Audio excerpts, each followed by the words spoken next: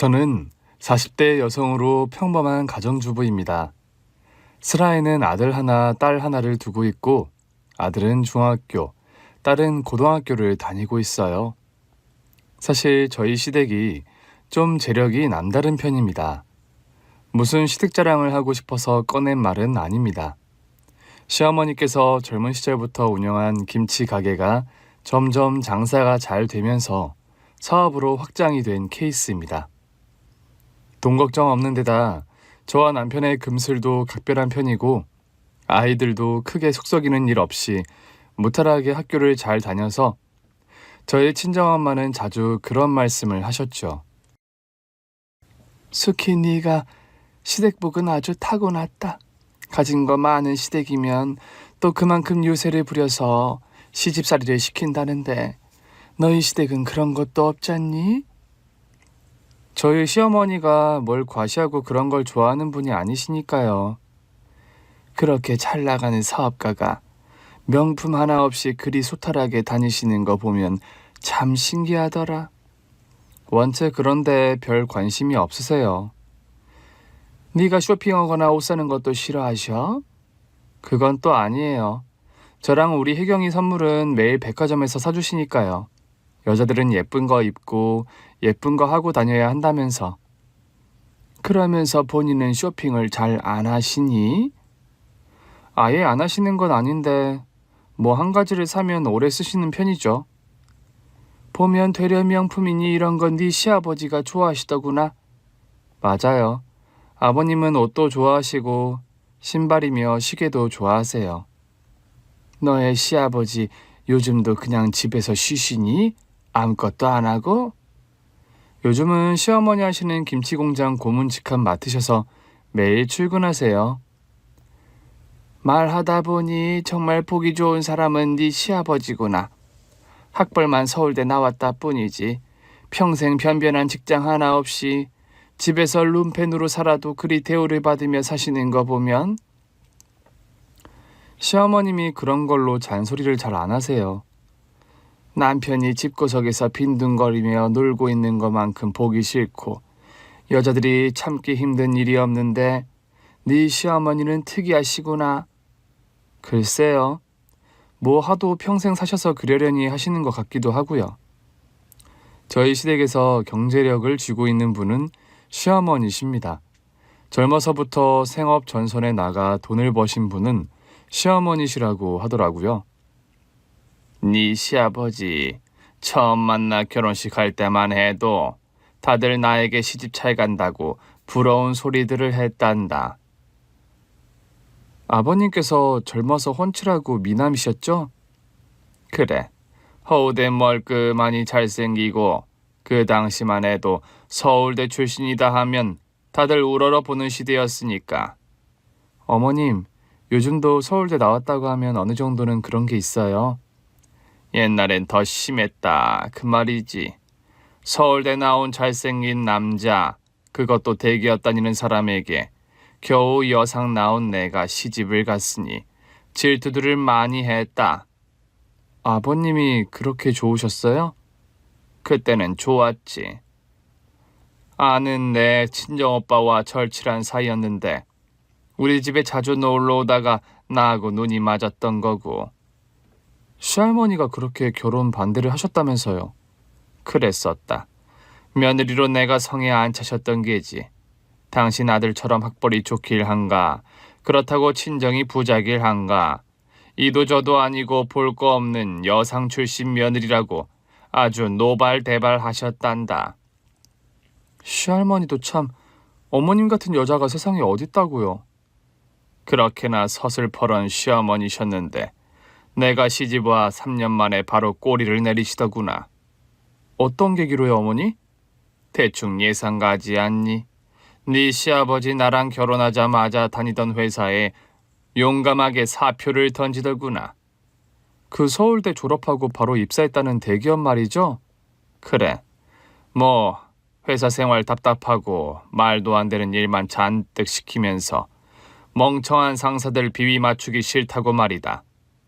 그거 다 대한민국, 아니 어떻게 보면 전 세계 회사원들이 다 똑같이 공감하는 일인데요, 어머니? 네 시아버지, 너도 이제는 알겠지만 공부머리는 비상할지 몰라도 사회성이라고는 없는 사람이다. 세상 돌아가는 이치나 사람 상대하는 머리는 모자란 사람이야. 어머니 아버님에 관해 그런 말씀 막 하셔도 되는 거예요? 나이 70 넘어 내가 그런 말 못할 게 뭐니. 게다가 시집와서 평생 남편이며 시어른이며 시동생까지 먹여 살렸는데 내가 그 정도 말도 무서워 못할까? 회사 생활에 적응 못하고 한 달을 못 채우고 그만둬 버리는 시아버지셨다고 합니다. 여보, 오늘 첫 출근인데 왜 벌써 들어와요? 첫 느낌에 너무 아니다 싶더라. 아니다 싶은 곳에 계속 말뚝 박아봐야 시간 낭비잖아. 아니, 아니다 기다 싶은 게 어찌 하루 만에 그리 감이 탁탁 온다고요. 뭐 여러 번 다녀봐야 그런 걸 알아? 회사 분위기며 사람들이며 업무며 하루면 다 파악 완료야 나는. 처음엔 아니다 싶다가도 다니다 보면 일도 적응되고 사람들도 친해지고 그러는 거죠. 참 고작 여상 나와 김치 장사나 하고 있는 예편네가 뭘 안다고 남편에게 훈계질이야. 내가 똑똑해서 훈계질하는 게 아니라요. 옆에서 보기에 당신 하는 양이 너무 답답해서 그래요. 남들보다 훨씬 똑똑하고 서울대 나온 양반이 왜 불편한 걸 조금 참지 못하는 성미 때문에 그 손해를 보냐고요 매번. 나한테 맞는 회사, 내가 존경할 수 있는 상사가 있는 곳으로 간다니까. 돈 벌기 위해서 하는 밥벌이 중에 나한테 100% 딱 맞춰주는 곳이 있답디까 어디? 최소한 존경할 수 있는 상사가 있어야 한다고. 여보, 세상에요. 그렇게 사람들이 존경할 만한 사람들이 많지 않아요. 따지고 보면 그리 나쁜 사람도 마냥 착하기만 한 사람도 없다고요. 나이 30 넘어 여태 그걸 몰라요. 이 여자가 정말 보자니까. 남편을 어디 보자기 핫바지로 하나. 겨우 회사 몇 번 관둔 거 가지고 날 이런 멍충이 취급이야? 내가 왜 당신을 멍충이 취급해요? 그냥 답답해서 그러죠. 당신 하는 양 보면. 조금만 기다려. 멀쩡한 직장 잡아서 다시 들어가면 되니까. 학벌과 스펙이 좋은 시아버지였기에 취직은 매번 잘 되는 편이었다고 합니다. 문제는 어느 회사에서도 단 한 계절 이상을 버티지 못한다는 게 함정이었죠. 이번 회사는 좀 다닌다 싶더니 또 사표를 냈다고요? 나도 이번 회사는 일을 악물고 다녀보려고 했어. 그런데 차 팀장이라는 그 개자식이 야비한 술수를 쓰면서 내가 하지도 않는 실수를 나한테 뒤집어 씌우잖아. 그럼 그 차 팀장 때문에 사표를 냈다는 거예요? 그럼 그런 되도 않는 야비한 자식이 날 바보 취급해서 그런 짓을 하는데 팀장님 하며 그 자식 비위를 맞추라는 거야?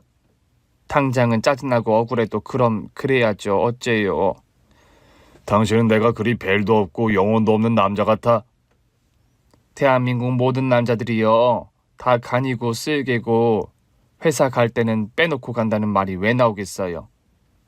당신은 내가 월급만 받아오면 그리 살기를 바래? 간이고 쓸개고 다 빼놓고? 아니 누가 떼돈 벌어오래요? 지금 뱃속에 애는 커가는데 당장 다음 달이 막달인데 출산하고 나서 병원비며 이것저것 어떻게 감당하려고 그러는 거냐고요? 삿입에 거미줄 쳐? 걱정하지 마. 시아버지께서는 그렇게 큰 소리를 쳤지만 출산용품이며 산후조리에 드는 비용마저도 시어머니께서 마련을 하실 수밖에 없었다고 합니다. 임신 막달까지 배추 절이고 김치 버무려서 장사한 사람은 아마 나밖에 없을 거다 수키야. 옛날 얘기를 그렇게 들려주시는 시어머니셨고 평생을 경제적으로 무능력하고 사회성 떨어지는 시아버지를 큰 불평도 없이 무던하게 착하게 먹여 살린 사람, 그런 분이 저희 시어머니셨습니다. 심지어 시어머니는 시아버지의 남동생 대학 학비까지 본인이 감당해 주셨더랍니다. 그런 시어머니께서 암투병을 하시다가 작년에 돌아가셨어요. 시어머니의 장례식장에서 자식들만큼 서럽게 눈물을 쏟은 시아버지의 남동생이었습니다. 아이고 형수님, 이렇게 험하게 가시는 법이 어디 있습니까? 숙부님 그만 고정하셔요. 그래도 어머님 통증에 많이 시달리지 않고 편하게 가셨어요. 그 누나보다 어떤 면에서 우리 친어머니보다 저에게 잘해주신 분이 우리 형수님이신데 제가 은혜 하나 갚지를 못했는데 이리 가버리시면 어떻게 해요? 시어머니의 빈소 앞에서 누가 보면 친형제간이라 생각할 만큼 서럽게 오열하는 숙부님이었습니다. 저희 시어머니 장례식장에 친정엄마와 친정언니가 방문을 했다가 예, 숙희야, 저기 빈소서 저리 오열하는 사람 누구니? 분위기가 보아하니 숙희 시어머니 핏줄 같구나. 핏줄이 나 아닌 이상 저리 긴장이 끊어지듯 서럽게 울 리가 없지. 엄마, 저분이요, 저희 숙부님이세요. 뭐? 너희 숙부? 그럼 네 시어머니한테는 시동생이라는 말이잖니. 네, 시동생이 형수 돌아가셨다고 저리 서럽게 운다고? 물론 산 세월이 길면 정이 들어 그럴 수도 있다만 형수 떠났다고 저리 서럽게 우는 시동생도 처음이구나. 저희 시어머니가요, 숙부님 장가가기 전까지 많이 돌봐주셨대요. 친누나처럼. 하긴 네 시아버지 대신해서 대학 학비니 결혼 자금까지 네 시어머니가 뒷바라지 했다는 소리 들은 기억이 나는구나. 돈 보태준 것도 보태준 건데 시어머니께서 살아생전 원체 정이 많으신 스타일이라 숙부님과도 아주 각별했던 모양이에요. 저희 시어머니가요, 자랑이 아니라 사업적으로 성공한 김치공장 대표님이셨고 또 인격적으로도 나무랄 데 없이 훌륭한 분이셨습니다. 김치공장에서 일하는 직원들도 모두 시어머니를 존경하고 우러러 봤지요. 분기별로 고아원이며 복지관에 거액의 후원금을 내는 일도 모두 생전 시어머니의 뜻이었어요. 당신은 그리 소처럼 일해 남들 다 봐주면 뭐가 남아? 당신도 참 누구보다 배운 양반이 그런 말을 하시우? 이 시점에 그런 말은 왜 나오누? 신문 보니까 뭐 그런 말 자주 나옵디다. 노블리스 오블리 뭐라더라. 사람 참 그 쉬운 단어 하나를 몰라. 노블리스 오블리주. 맞아요. 노블리스 오블리주. 돈 걱정하던 서러운 시절 지나 이제 먹고 살만해졌는데 이 정도는 나누며 살아도 돼요. 당신은 사업하는 사람이 어째 마인드가 그래? 물 들어올 때 노조라는 말이 괜히 있겠어? 지금이야 당장 사업이 잘 되지만 사업이란 하향세도 있는 법인데 어쩌려고. 기부하고 남은 돈만 열심히 저축해도 앞으로 먹고 사는 데는 지장 없어요. 그리고 먹는 장사 30년 넘게 해보니 초심과 정성만 잃지 않으면 고객도 우리를 안 떠난다는 걸 알아요. 참 언제부터 말이 그리 청산유수가 되었나? 살아생전 시어머니는 그런 멋지고 넉넉한 마인드의 소유자셨습니다. 저희 시어머니지만 저는 늘 그런 시어머니를 존경하고 마음속으로 많이 흠모했더랍니다. 시어머니의 시자만 들어도 몸서리 쳐지는 여자들이 많다는데 하나에서 10가지 경우가 바르고 인품이 넉넉한 시어머니셨기에 저는 그런 시집살이도 모르고 살았어요.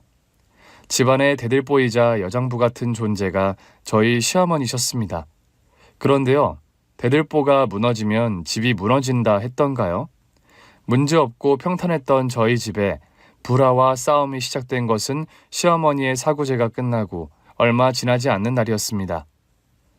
아니, 아버지, 그게 무슨 되도 않는 말씀이세요? 안방에서 갑자기 남편과 시아버지가 언성을 높이는 소리가 들려와서 저는 화들짝 놀라 안방 쪽으로 갔더랍니다. 되도 않는 말인 건 대체 뭐냐? 어머님 사고제 치른 지가 언제라고 벌써 재혼 말씀을 꺼내세요? 저는 남편의 입에서 나온 재혼이라는 단어를 듣고 깜짝 놀랐습니다. 안방으로 들어갈까 하다가 사안 자체가 너무 민감하고 경악스러운 것이라 들어가지도 못하고 방문 앞에서 두 사람의 대화를 본의 아니게 엿듣게 되었죠. 너 지금 이 아비를 감히 훈계라도 하는 게야? 제가 어떻게 감히 아버지를 훈계하겠습니까? 저요, 아버지 평생 존경하면서 살아왔습니다. 제발 앞으로도 제 마음 변치 않을 수 있게 해주세요. 아버지, 네? 너 말본새 한번 이상하구나. 내가 재혼하는 일이 너에게 존경받지 못할 일이라도 된다는 거야? 누가 아버지 재혼 자체를 두고 나쁘다 했습니까? 무슨 일이든 타이밍이라는 게 있고 시기라는 게 있지 않습니까, 아버지? 타이밍 잡고 시기 찾다가 황천길 가서 재혼하랴? 네 내 나이가 몇인 줄 알고 그런 망발을 하는 거야. 굳이 그런 걸로 변명하신다면 저도 할 말 없는 거 아닙니다. 아버지, 아직 팔순도 안 되셨어요.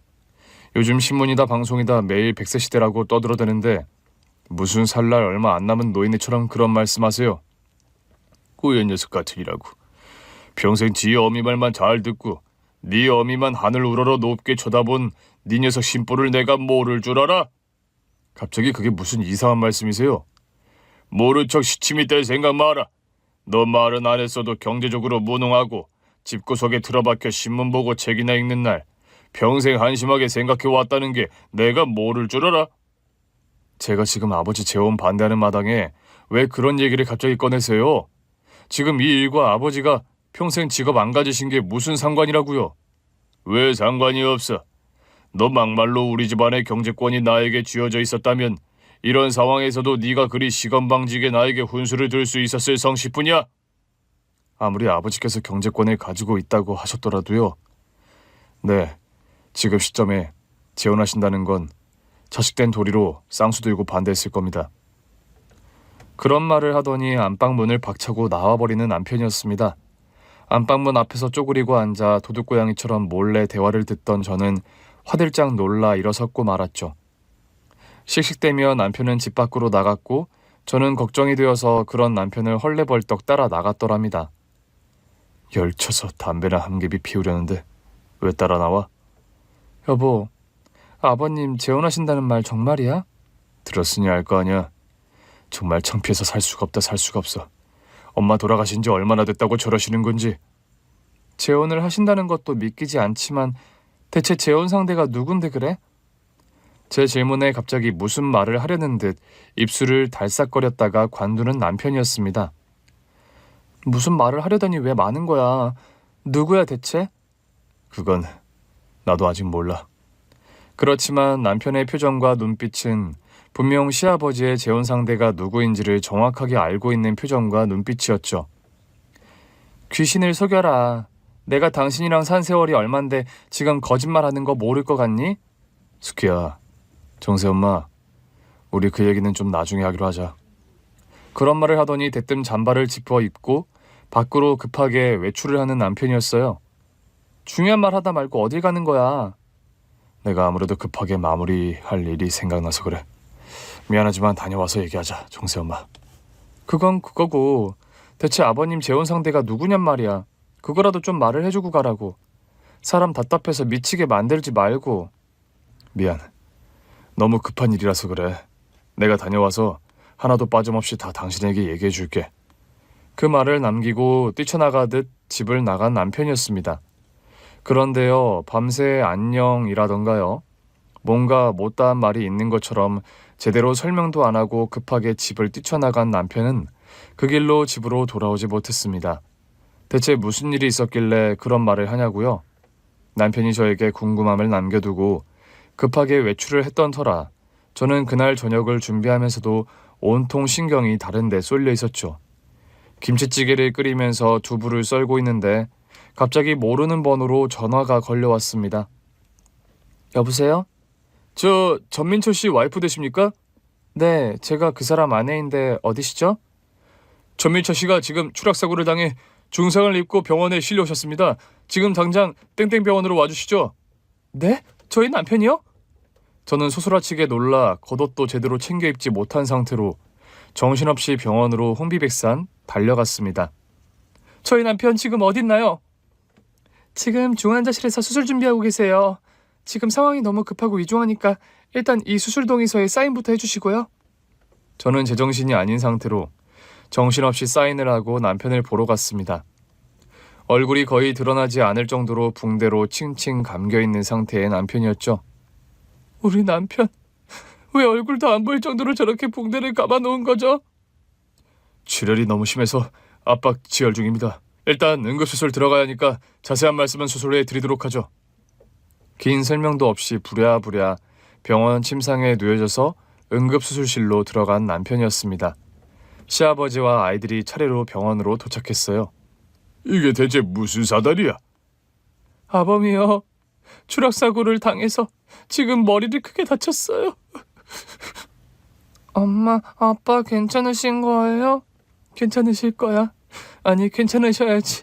수술 들어가셨으니까 우리 손잡고 기도하자. 정이야, 정세야. 저는 무너지려는 마음을 겨우 붙들어 매고 아이들의 손을 잡고 하염없이 기도를 했더랍니다. 5시간이 넘는 수술 끝에 남편은 수술실 밖으로 나왔습니다. 선생님, 저희 남편 괜찮은 거죠? 수술은 다행히 잘 됐습니다만 경과는 좀 더 지켜보셔야 할 겁니다. 중환자실에 들어간 남편은 사흘 밤낮을 사경을 헤매는 사투 끝에 겨우 목숨을 건졌습니다. 그런데요, 목숨은 건졌으나 끝내 의식을 회복하지 못한 남편이었어요. 선생님, 저희 남편 언제까지 저렇게 일어나지 못하는 건가요? 뇌사 상태는 아닙니다만 언제 깨어난다는 말씀은 못 드리는 상황입니다. 그럼 영영 저 상태로 못 깨어날 수도 있다는 말씀이세요?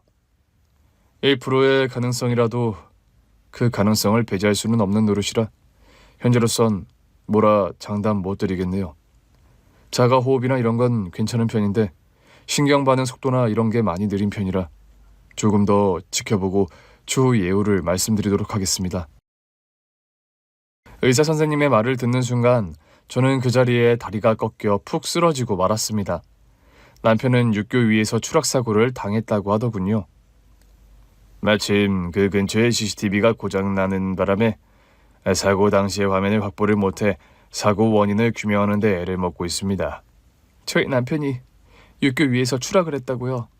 네, 처음 신고를 받고 현장에 갔을 때는 취객일 거라 예상을 했습니다만 혈중 알코올 농도가 전혀 나오지 않아서 저희는 범죄의 가능성을 두고 조사를 벌이고 있어요. 범죄라니요? 우리 남편이 그럼... 몸이 불편한 분도 아니고 취객도 아니고 스스로 명을 달리할 만한 이유도 없는 분이지 않습니까? 당연하죠. 저희 남편은 그럴 사람이 아닙니다. 게다가 사고가 나던 날 급하게 처리할 일이 있다고 집을 나간 사람이었고요. 당시 육교를 지나가던 목격자도 없는 상황이라 일단 육교 근처의 정황들을 바탕으로 면밀 조사를 벌이고 있으니 조금만 기다려 주시죠. 거길 비추던 CCTV가 고장났다면서요. 저의 질문에 난색을 표하는 경찰이었습니다. 하늘이 무너지고 억장이 내려앉는 절망 속에서 저는 정말이지 하루하루 기도하는 심정으로 버티고 있었어요. 오늘도 새벽 기도 다녀오는 길이냐? 네, 아버님. 새벽마다 교회 가는 거 힘들지 않니? 아니에요, 아버님. 저 기도라도 안 하면 정말 버틸 힘이 없습니다. 멀쩡하고 건강하던 남편이 갑자기 육교에서 추락사고를 당한 사실 자체가 속상해 미칠 지경이었어요. 심지어 그날 남편과 싸움을 벌인 시아버지가 미울 지경이었습니다. 엄마, 정말 속상해 죽겠어요. 정세 아빠 저러다 영영 못 깨어나면 어째요? 살다 어찌 이런 날벼락이 다 있어. 숙희 네가 딸들 중에 제일 복스럽게 잘 산다고 자랑하고 다녔는데 엄마, 이러다 정말 제가 제일 박복한 딸이 되게 생겼어요. 하필 그날 시아버지와 언성을 높이다가 그 사람이 밖으로 급하게 나가는 바람에 그런 사고가 났다고요. 그건 또 무슨 말이냐? 저희 시아버지가 재혼하신다는 말에 정세 아빠가 반대를 해서 둘이 언성을 높였거든요. 그 말다툼 끝에 무슨 급하게 해결할 일이 있다면서 집을 뛰쳐나갔는데 그 바람에 그런 사고를 당했고요. 아니, 네 시아버지 연세도 연세지만 네 시어머니 돌아가신 지 얼마 됐다고 벌써 재혼이라니. 사고제 지난 지 얼마 되지도 않은 시점에 시아버지가 그런 말 꺼내니까 남편도 너무 황당했겠죠. 저 진짜 이러면 안 되는 거 알면서도 시아버지가 미워 죽겠어요, 엄마. 네 말 듣고 보니 네가 그런 마음 안 들 수도 없겠구나. 세상 참. 물론 시아버지와의 다툼 때문에 남편이 사고를 당했다는 인과관계는 억지스러울 수 있습니다. 그러나 너무 갑작스럽게 찾아온 감당하기 힘든 불행 앞에 그런 이성적인 사고가 마비된 것이 사실이었죠. 새벽같이 일어나 교회에 가서 기도를 드리고 아이들을 등교시키고 나머지 온종일 남편 병수발에 매달리는 일상이 이어졌습니다. 이러다 내가 병날 것 같다는 마음이 들던 어느 날이었어요. 여기 경찰서인데요. 사모님 당장 경찰서로 좀 와주십시오. 무슨 일인데 그러세요? 이게 무슨 기적인 건지 모르겠습니다만 전민철 씨 사고 당시의 사고 정황이 찍힌 녹화 영상을 확보했습니다. 주변 CCTV가 고장나서 녹화된 영상이 없다고 하셨잖아요. 저희도 그런 줄 알았는데요. 사거리 맨 끝에 CCTV 하나가 정상 작동을 했더라고요. 좀 거리가 떨어져 있기는 하지만 사고 당시의 정황이 다 녹화가 되었고요. 이거 정말 운 좋은 케이스입니다, 사모님. 저는 깜짝 놀라서 한달음에 경찰서로 달려갔습니다. 저는 내친김에 시아버지도 함께 모시고 경찰서로 함께 갔어요. 경사님, 저희 왔습니다. 사고 당시의 영상이란 게 어떤 거죠? 수백억 자산가였던 시어머니께서 돌아가시고 얼마 안 돼요. 시아버지께서 재혼한다고 하자 결사 반대한 남편이 육교에서 추락한 채로 발견된 지 3주 정도가 지난 시점이었습니다. CCTV 확보했습니다라는 경찰의 말대로 CCTV를 틀자 충격적 광경에 모두가 개거품 물었습니다. 대체 무슨 영상이 나왔길래 그런 반응들을 보였냐고요? 사고 당시의 영상 속에는 남편 말고도 아주 익숙한 얼굴의 여자 한 명이 떡하니 화면 속에 있더라고요. 아니, 저 여자는... 제가 화면 속의 여자를 가르치며 시아버지를 쳐다보자 갑자기 사색이 되며 표정이 백지장처럼 창백하게 변하는 시아버지였습니다. 순간 동물적으로 저는 불길하고 의심스러운 의혹이 더럭 생기는 게 사실이었죠. 정세아범이 왜 정 실장님을 만나고 계신 거죠? 그게 말이다. 시아버지의 대답이 나오기도 전에 경찰은 다음 영상을 재생했고 저는 더 경악하고 말았어요. 둘이서 한참 말싸움을 하며 실랑이를 하던 끝에 정 실장님이 저희 남편을 육교 아래로 세게 밀듯이 쳐버리는 장면이 고스란히 담겨 있었던 겁니다. 말도 안 돼! 저는 남편이 추락하게 된 그 충격적인 순간의 영상을 보고 소리를 지르며 그만 경찰서 맨 바닥에 주저앉고 말았더랍니다. 다리가 부들부들 떨리고 온몸에 식은땀이 흐를 지경이었죠. 그래도 순간 그런 생각이 들더군요. 내가 정신을 똑바로 차리고 이 말도 안 되는 상황들을 타개해 나가야 한다는 걸요. 아버지, 정 실장님이 육교에서 정세 아범 만나는 이유 아버님은 알고 계시죠? 저의 날카로운 질문에 아무 대답 못하고 고개를 푹 떨구는 시아버지였습니다. 왜 대답을 못하세요? 네? 정 실장 저 여자가 왜 정세 아범을 미냐고요? 아버님, 그 이유 다 알고 계신 거잖아요. 아니, 이미 이 사태의 진실을 다 알고 계셨던 건 아니세요? 아니다. 그건 정말 아니야. 정 실장이 정세의 아범 만나는 건 그래, 정 실장이 내 재혼할 여자였기 때문이다. 아니 아버님, 어떻게 다른 사람도 아니고 어머니 김치 공장에서 20년을 일한 정 실장을요? 저 여자 살아생전 어머님과 의자매까지 맺으셨던 사람이라는 거 모르세요? 안다. 내가 그걸 모르는 바는 아닌데 사람 마음이라는 게 어디 그리 머릿속 정리처럼 딱딱 깔끔하게 떨어지는 것은 아니잖니. 그렇다고 만날 여자가 없어서 어머님 밑에서 일하는 부하 직원과요? 그리고 말이다. 맹세코 나는 정 실장이 전날 정세를 만났던 건 전혀 몰랐어. 믿어다오 정세 어머마. 그런 말씀을 하면서 서럽게 통곡하는 시아버지였습니다. 우리 아들을 저리 잡아 먹을 줄 알았더라면 내가 채통을 지키고 참았을 텐데 이런 일이 벌어지고 말 거라는 건 전혀 생각을 못했다 어머마. 가슴을 탕탕 두들기며 괴롭게 오열하는 시아버지였습니다. 저 두 분은 마음은 짐작이 가는 바입니다만 일단 조서를 새로 작성해야 하니 오늘은 일단 집으로 돌아가셔서 안정을 취하십시오. 조서 작성을 하러 내일 다시 경찰서로 오시고요. 후들거리는 다리를 겨우 진정시키며 저는 남편이 있는 병원으로 돌아왔습니다. 시아버지는 혼자서 터덜터덜 집으로 돌아가셨고요. 도무지 말도 안 되는 상황이 믿기지 않아 손끝까지 부들부들 떨려오더군요. 그날 밤 저는 잠을 한숨도 자지 못한 상태에서 다음날 경찰서에 가서 조서를 작성했습니다. 정 실장이라는 여자가요. 나이는 50대 초반으로 저희 시아버지와 거의 20살 가까이 차이가 나는 사람입니다. 나이 차이가 중요한 게 아니라 정 실장과 저희 시어머니의 관계가 보통 돈독한 것이 아니었어요. 천 사장님, 사장님 아니었으면 저는 진작에 인생 포기했을 거예요. 인생 포기하는 게 뭐 그리 쉬운 일인 줄 아나? 저 20년 전에요. 천 사장님 처음 뵀을 때 완전 알거지나 다름없었잖아요. 슬아의 어린 아들의 아픈 노모에 돈은 없고 돈 들어갈 때는 많고 근데 아무리 발버둥 쳐도 돈 나올 구멍은 없고 상심해서 안 좋은 선택하려는 절 구해주신 게 천 사장님이셨죠. 멀쩡한 여자가 추운 겨울에 강물에 들어가는데 그럼 안 말리고 백이야? 그때 괜히 저 구하신다고 천 사장님 물도 많이 먹고 한겨울이라 폐렴까지 걸리셨죠. 회복한 저를 아무 조건 없이 6개월 월급을 선불로 주시면서 고용해 주셨고요. 지금도 과거 얘기만 나오면 그리 눈물이 나오나 자네는? 그럼요, 천 사장님. 저 그때 갑을 받은 돈으로 우리 어머니 수술도 시켜드리고 아들 우유값도 해결하고 한 집안을 살리셨어요, 그때. 그런 인연으로 시어머니의 김치 공장에서 거의 시어머니의 수종 역할을 하며 20년 가까이 일한 사람이 정 실장이라는 여인이었죠. 두 분의 사이가 얼마나 각별했는지 유방암 투병을 하다가 돌아가신 시어머니께서 처음 암 선고를 받은 사실을 털어놓은 사람이 정 실장일 정도였습니다.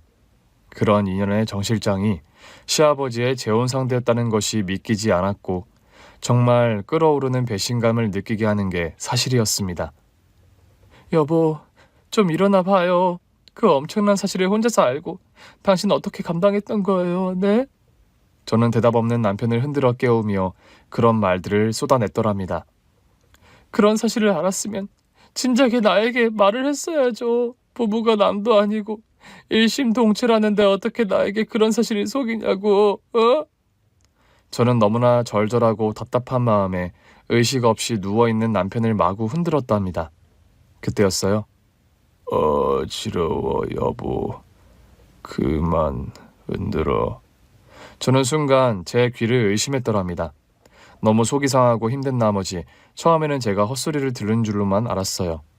그런데 희미하지만 다시 들려온 음성은 남편의 목소리가 분명했습니다. 미안해. 진작 말하지 못해서. 기적적으로 의식을 회복한 남편이었습니다. 당신 의식 회복한 거야? 어떻게 병원에 오게 됐는지는 기억나?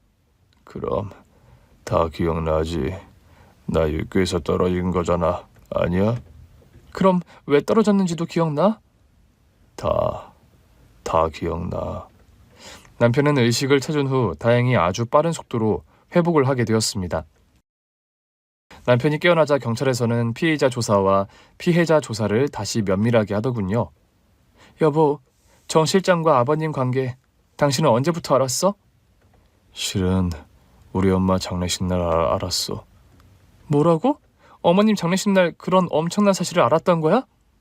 아니 어떻게? 뒤늦게 듣게 된 그날의 진실은 정말이지 경악스러운 것이었습니다. 천 사장 명 달리했는데 우리 미래 빨리 결정하지 그래요? 지금 이런 날에 당신은 그런 말이 나와? 그럼 날더러 대체 언제까지 기다리기만 하란 소리예요. 우리 관계 자그마치 5년이에요, 5년. 누가 그걸 모르나? 애들도 있고 내 체면도 있는데 여태 기다린 거 한 1, 2년 더 못 기다려? 1, 2년이라고요? 안 기다려보니 그런 소리가 나오죠. 기다리다 애가 다 타버려서 까맣게 돼버린 내 마음 같은 거 안중에도 없다 이거죠. 정 실장, 누가 정 실장 마음을 모른대? 우리 관계 떳떳하지 못한 건 사실이잖소. 집사람 저렇게 떠나버렸지만 지금 당장 우리 관계를 공표한다는 건 무리야. 그럼 언제 할 건데요? 천 사장님 살아있을 때는 언제나 천 사장님 눈치 보더니 돌아가시고 나니까 이젠 자식 눈치 본다는 거냐고요? 그럼 어떻게 자식 눈치를 안 보겠어? 더는 못 기다려요. 저도 사람이고 저도 여자예요. 당신만 보면서 죄인같이 기다린 세월이 5년이에요. 우리 나이에 5년이라는 시간이 그리 짧은 시간 아니라는 거 누구보다 잘 아실 거고요. 정 실장, 기다리는 김에 조금만 더 내게 시간을 줘, 어? 아니요. 더는 못 기다려요. 천 사장님 돌아가신 마당에 이혼이니 재산 분할이니 골치 아픈 문제도 이제 하나 없는 거 아닌가요? 그거야 그렇지만. 그러니까 빨리 아드님 내외에게 말씀하시라고요. 저와 결혼한다고요. 사구제까지예요. 저 더 이상은 못 기다리니 그리 아시라고요. 그런 말을 하면서 야멸차게 장례식장 로비를 걸어나가는 정 실장이더랍니다. 조문객들이 모두 돌아간 아주 늦은 시간이었고 잠깐 눈을 붙였던 남편이 화장실에 간다고 로비에 나갔다가 우연히 정 실장과 시아버님이 나누는 대화를 듣게 되었던 겁니다. 당신 그런 엄청난 사실을 알았으면서 왜 내게는 이런 방구 언제조차 안 했던 거야? 너무 쪽팔려서 그랬다. 쪽팔리다니 당신이 왜... 우리 아버지 치부를 웬만하면 덮고 가고 싶었어. 당신에겐 일단 비밀로 하고 아버지를 설득하려고 했던 거고. 그런 말을 하면서 눈시울을 붉히는 남편이었습니다. 다른 건 몰라도 정말 정 실장과 재혼하는 것만은 어떤 일이 있어도 맞겠다고 마음 먹었었어. 돌아가신 엄마 생각해서라도 그건 절대로 있어서는 안 되는 일이니까. 결국 서러운 오열을 터뜨리는 남편이었습니다. 그 억장 무너지는 마음이 저에게 고스란히 전달되었고 저는 오열하는 남편을 안아주며 위로해 줄 수밖에 없었죠. 여보, 죄를 지은 자는 하늘이 알아서 벌해준다더라. 미약한 인간은 그래서 누굴 미워할 필요도 증오할 필요도 없대. 정 실장이나 아버지나 솔직히 사람으로 안 보인다. 어떻게 다른 사람도 아니고 엄마를 그런 식으로 배신할 수가 있니? 인두껍에 탈을 쓰고 해서는 안 되는 행동이지. 어머니께서 어떤 고생을 해서 일군 사업체인데 그런 곳에서 강산이 2번 바뀔 동안 일을 해놓고 어머님 수족처럼 행세해놓고 뒤에서 그런 배신을 하다니. 난 어떤 면에서는 아버지가 더 용서가 안 돼. 어떤 면에서? 평생 룸펜으로 아버지는 경제적으로 무능력했어. 몸이 붉거나 어디가 아픈 분도 아니면서 엄마는 종일 김치 공장서 고생하시는데 늦지막히 낮잠 자고 신문 5종 돌려 읽고 동네 도서관 다니며 이빨을 소리 나는 아버지 인생. 나 솔직히 별로였어. 여보. 그러면서 서울대 출신이라고 엄마 무시하고 엄마 벌어오는 돈으로 먹고 자고 작은 아버지 공부에 장가까지 보내면서 늘 당당한 아버지가 미웠어. 그래도 아버지니까 어머니가 감수하는 부분이니까 나는 그런 것에 불만 가질 자격 없다 그러고 덮었는데. 여보, 당신 심정 나 다 이해해. 그런 어머니를 배신하다니. 이건 같은 남자로서도 정말로 용서가 안 되는 일이라고. 알고 보니까요, 그 정 실장이라는 상간녀는 돌아가신 시어머니께서 암에 걸린 것을 알고 더 시아버지에게 의도적으로 접근했다고 합니다. 이런 얘기 드리는 거 많이 고민했는데요. 이왕 그런 사태 벌어진 거 저희도 다 이제 아니까요. 정 실장이요, 천 사장님 암 선고 받으신 거 안 후에 대놓고 사장님 바깥 어렵게 꼬리치고 다녔다는 거 공장 사람들, 알만한 사람들은 다 알고 있었어요. 옛말에요, 등잔 밑이 어둡다고 했던가요? 공장 직원들, 알만한 사람들이 다 알고 있었는데 시어머니와 저희 가족만 그런 사실을 모르고 있었던 겁니다. 정 실장이라는 상간녀는 법의 엄중한 심판을 받았고 죄질이 엄청 불량했기에 중형의 실형을 선고받고 교도소에서 한동안 바깥 구경이 힘들게 되었습니다. 여보, 당신 그 정 실장이란 여자 만날 날 육교에서 어쩌다 그런 일 당한 거예요? 그 여자 찾아가서 아버지랑 헤어지라고 말했어. 그런데 내 말 듣지도 않고 자기는 무슨 일이 있어도 아버지랑 재혼하겠다는 거야. 뻔뻔하기도 하지. 미안하다 죄송하다 그런 말 한마디도 없었고? 그런 말 할 여자였음 애초에 그런 일들을 벌이지도 않았겠지. 그런데 왜 그 여자가 당신을 민 거예요? 당장 아버지와 헤어지지 않으면 내가 가지고 있는 녹음 파일 푼다고 했어. 아니, 당신이 무슨 녹음 파일을 가지고 있었는데? 장례식장에서 장 실장과 아버지 관계 알고 나서 난 정 실장이라는 여자에 관해 뒷조사를 좀 했었어. 당신이? 심부름센터 통해서 뒷조사를 좀 했는데 여기저기 채무도 많고 남자 관계도 은근 복잡하더라. 당장 안 헤어지면 아버지에게 이런 사실을 폭로하겠다고 하니까 날 죽일 듯이 노려보면서. 그만해. 당신도 놀랐겠지만 나 아직도 그날의 트라우마에서 못 벗어났다고요. 미안해. 당신이 물어봐서 난 말해준 것뿐이야. 어떻게 그런 끔찍한 여자와 아버님은 미래를 도모할 하셨던 걸까? 젊은 여자가 작정하고 덤비면 돌부처도 아니고 유혹에 안 흔들린 남자 몇 안 된다더라. 나 그냥 그렇게 생각하기로 했어. 안 그럼 아버지가 용서가 안 돼. 그런 말을 하면서 얼굴을 구기는 남편이었습니다. 남편의 심정이 이해가 가는 바여서 저는 더 이상 남편의 앞에서는 시아버지 험담을 하는 것을 자제했습니다. 그 정 실장이라는 여자의 실체가 까발려지고 형무소에 갇힌 범죄자 신세가 된 것만으로도 어찌 보면 시아버지는 충분히 벌을 받았을지도 몰라요. 그런데요, 한 가지 더 악재가 발생했습니다. 정정하고 특별한 성인병 하나 앓지 않던 시아버지께서 갑자기 알츠하이머 진단을 받은 거였어요. 내 CT 결과 치매가 상당히 진행된 상태입니다. 이 정도면 약물 치료도 큰 의미가 없을 것 같네요. 어느 날 갑자기 동네 약국에 가셨다가 집을 찾아오지 못한 시아버지셨습니다. 그날요, 집에서 설거지를 하는데 대뜸 시아버지께서 전화가 오셨더랍니다. 애미야, 지금 바쁘니? 아니요, 아버님, 설거지하고 있었어요. 그럼 설거지 마치고 미안해도 요 앞 삼거리 약국 앞으로 날 좀 데리러 오겠니? 네? 어디 불편하세요, 아버님? 내가 왜 그런지 모르겠는데 갑자기 집에 가는 길이 도통 생각이 나질 않는구나. 전 이상하게 생각하며 시아버지를 모시러 갔더랍니다. 그 후로 시아버지 인지 문제는 점점 심각해졌어요. 하루가 다르게 기억력이 흐려져가고 감정 기복도 심해지는 시아버지셨죠. 이상하다 생각한 저와 남편은 시아버님을 모시고 치매 검사를 받았던 겁니다. 치매 진단을 받은 후로 시아버지의 증세는 나날이 심각해져 갔습니다.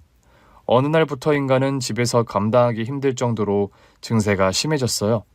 남편과 저는 고민 끝에 시아버지를 시설이 좋은 요양원에 보내드리기로 결정했습니다. 여보, 그래도 조금 더 집에서 돌봐드려보고 결정하는 게 낫지 않을까? 아니야. 이러다 정말 아버지 미아되는 사태 올 것 같다. 힘이나 속도로 당신 아버지 제어 안 되잖아.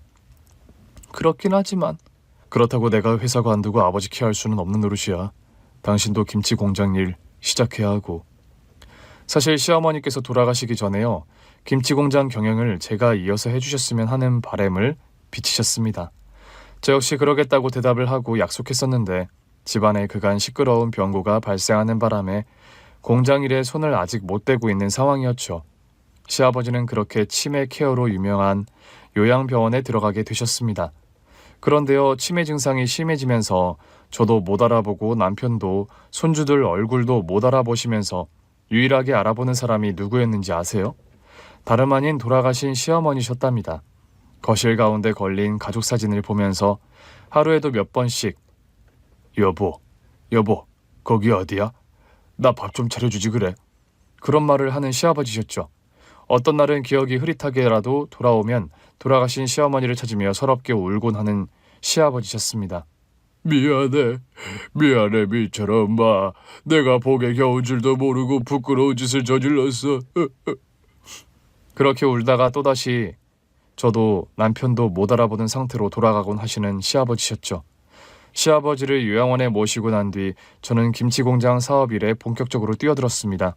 사실 제가 가정주부로 지내긴 했지만 틈날 때마다 공장 일이나 김치 담그는 레시피에 관해서는 시어머니를 통해 철저하게 전수를 받은 터였죠. 초심을 잃지 말고 본질에 충실하게 김치를 담그는 것. 시어머니의 경영 철학이 그것이었고 저는 그 철학에 반하지 않는 사업을 꾸려가고자 하루하루 이를 악물고 공장 일에 매달렸습니다. 제가 음식 솜씨고 좋은 편이고 평소 손끝 야물다는 말을 많이 듣는 편입니다. 아이들 이유식도 다 손수 해먹였고 집에서 살림하며 지낼 때는 아이들과 남편 식사를 거의 매 끼니 제가 손수 차려서 해먹였지요. 그러다 보니 김치공장 일이 제 적성에 잘 맞았습니다. 물론 사업이란 건 요리만 해서는 되는 일은 아니었지만 종일 김치를 담그면서도 저는 재미없거나 힘들다는 생각이 들지 않았다는 말을 하는 거랍니다. 제가 공장을 이어받고 1년 정도가 지난 후에는 시어머니가 살아계실 때만큼의 매출이 나오기 시작했어요. 그 매출을 처음 달성한 날, 저는 직원들 전체를 대동하고 기분 좋게 회식을 했더랍니다. 최근에는 동남아 쪽에 김치 수출 판로를 뚫게 되었고 그 사업 판로가 다달이 매출 실적을 고공행진시켜주고 있습니다. 사업이 잘 되면서 최근에는 의미 있는 일도 하나 더 시작했어요. 여보, 어머니 살아계실 때 고아원이며 복지관에 기부를 많이 했었는데 이참에 어머니 이름 딴 장학재단 하나 만들려고요. 일이 너무 거창하고 커지지 않겠어? 어머님께서 늘 그런 말씀을 하셨어요. 평생 후회 없이 살아왔다 자부하는데 딱 하나 후회되는 게 배움이 짧아서 후회가 되더라고요. 그래서? 분기별로 매출 늘 때마다 일정 금액씩 모아서 어머니 이름 딴 장학재단에 넣고 목표 금액이 모이면 아프리카 같은 데 학교 하나씩 지어주려고요. 그거 너무 멋지고 좋은 생각인데. 나 살아생전에요. 어머니 이름 딴 학교 한 10개쯤 지어주는 게 목표예요. 당신 하는 거 보니까 딱 젊은 시절 우리 엄마 보는 것 같다. 그 시어머니의 그 며느리네 정말. 그거 나한테는 너무 듣기 좋은 칭찬인데요. 돈을 아무리 힘들게 벌더라도 그 돈을 쓸 때는 폼나게 쓸 줄 알아야 한다. 살아생전 시어머니께서 자주 하시던 말씀 중에 하나입니다. 가끔 저와 딸아이를 데리고 백화점 쇼핑을 가거나 어디 식당에 외식을 가면 직원들에게 늘 팁을 건네곤 하던 시어머니셨습니다. 어머니, 다른 돈은 아끼시면서 직원들 팁은 안 아까우세요? 큰 돈 버는 사람들도 아니고 힘들게 벌어 힘들게 먹고 사는 젊은이들이잖니.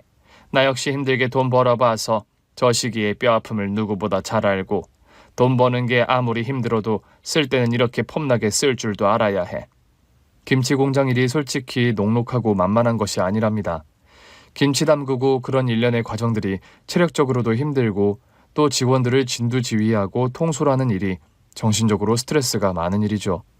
고객들이 가끔 컴플레인이라도 걸어오면 그날 밤 잠은 다 잔 거고요. 그래도 살아생전 시어머니의 그 말씀을 가슴 깊이 새기며 다시 각오를 다져보곤 합니다. 폼나게 돈 쓰기 위해서 저는 오늘 하루도 열심히 파이팅 하려고요. 어떤 목표 없이 단순히 돈을 벌기 위해 시작한 일이었다면 제가 이렇게까지 김치 공장 일에 열을 올리지는 못했을 것 같습니다. 사실 시어머니께서 오래전부터 사업 기반을 닦아놓으신 탓에 경제적으로 어려울 건 없는 형편이었기 때문입니다. 그런데요, 서당계 3년이면 풍어를 읊는다 했던가요? 피땀 흘려 돈을 벌고 그 돈을 폼나게 쓸 때의 짜릿함이 어떤 건지 이제는 저도 알아버려서 CEO로서의 만만치 않은 무게를 내려놓지도 못하게 되었습니다. 여러분의 내일도 멋진 목표를 향해 신나게 질주하는 하루가 되시길 기원해 봅니다. 긴 얘기 들어주셔서 정말 감사합니다. 오늘 준비한 사연은 여기까지입니다. 재밌게 들으셨다면 구독과 좋아요, 알림 설정까지 눌러주세요. 그럼 저는 다음 사연으로 찾아뵐게요. 오늘도 건강하고 행복하세요.